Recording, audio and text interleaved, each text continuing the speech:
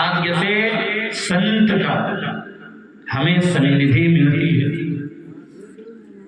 जब ईश्वर की कृपा होती है तब जाकर कहीं संत हमारे जीवन में।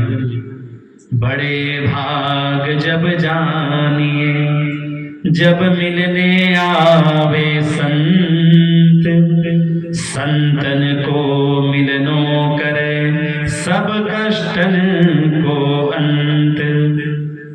हमारे जीवन में संत आए तो इसका मतलब है भाग्य का उदय हो गया।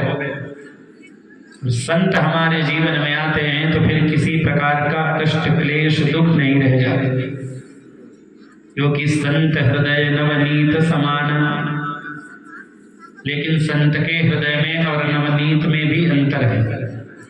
नवनीत मक्खन कब तभीभूत होता है जब उन्हें स्वयं अग्नि के सामने पिघलाया जाता है, तो स्वयं के कष्ट के कारण तभीभूत होता है। लेकिन संत की ये विशेषता है, संत अपने लिए कभी दुखी नहीं होते, संत दूसरों के लिए दुखी होते। तो भक्ति देवी कहने लगी, भो भो साधो क्षणम तिष्ठा मच्चिंतामपि नाशया। हे संत महात्मा, आप थोड़ी देर रुक जाइए, क्योंकि आपके दर्शन करने से मेरे सारे पाप दूर हो जाएंगे। तब नारद जी ने उस देवी से परिचय पूछा कि देवी आप कौन हो और ये सब सेविकाएं कौन हैं, ये जो दो बूढ़े से आपके पास पड़े हुए हैं ये कौन है। तो देवी ने अपना परिचय दिया, अहम भक्तिर्विख्याता इमौ में तनयौ मतौ ज्ञान वैराग्य नामानो काल योगेन जर्जरौ। देवी कहती है मेरा नाम भक्ति है और ये दोनों मेरे पुत्र हैं, इनका नाम ज्ञान और वैराग्य है। नारद जी को बड़ा आश्चर्य हुआ कि माता युवती है और पुत्र बूढ़े हैं। और संसार में देखा जाता है कि माता बूढ़ी होती है, पुत्र जवान होते हैं।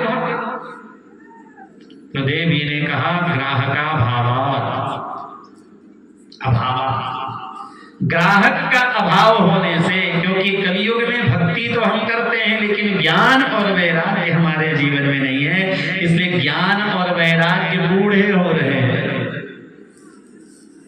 देवी भक्ति ने कहा गुरुदेव अब आप आ गए हैं, इसलिए आपसे मैं प्रार्थना करती हूं आप मेरे पुत्रों को युवक बनाएं, इनके दुखों को दूर करें। तब नारद जी ने उपाय किया, और उपाय क्या करते हैं, वेदों का, उपनिषदों का, श्रीमद् भगवद गीता का पाठ श्रवण कराते हैं। नारद जी और देवी भक्ति में यहाँ दिव्य वार्तालाप हुई है कि देवी, नारद जी कहते हैं देवी कलियुग के अनेकों दुर्गुण हैं, लेकिन एकाकारं कलिं दृष्ट्वा, जब राजा परीक्षित के शरण में कलियुग आया, आगे हम लोग कथा श्रवण करेंगे, तो कलियुग ने राजा परीक्षित से अपने रहने के लिए स्थान मांगा कि मुझे कुछ स्थान दीजिए। तो राजा परीक्षित ने देखा कि कलियुग में दोष ही दोष हैं, लेकिन गुण एक है, और वो गुण क्या है, कलियुग केवल नाम आधारा, सुमिरि सुमिरि नर उतरहि पारा, कलौ नास्त्येव नास्त्येव नास्त्येव गतिरन्यथा, हरेर्नाम हरेर्नामैव केवलम। कहते हैं कलियुग में भगवान हरि का नाम ही है जो हमारा कल्याण कर सकती है। सत्ययुग त्रेता द्वापर में जो हमें ध्यान की अवस्था में, बड़े बड़े यज्ञ की अवस्था में, पूजा पाठ के माध्यम से जो प्राप्त होता था, वो कलियुग में केवल और केवल भगवान नाम स्मरण से ही हमारा कल्याण हो जाता है। इसलिए राजा परीक्षित ने कलियुग को स्थान दिया। इसलिए देवी आपको घबराने की आवश्यकता नहीं है, वो भगवान अभी कहीं गए नहीं है, और आपके बुलाने से तो वो भगवान श्री हरि नीच से नीच व्यक्ति के घर में भी आ जाते हैं।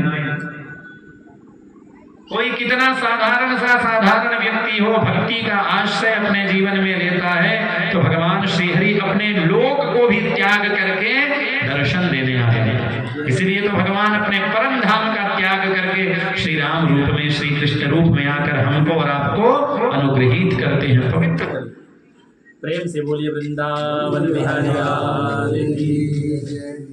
गोविंद बोलो हरि गोपाल बोलो, गोविंद बोलो हरि गोपाल।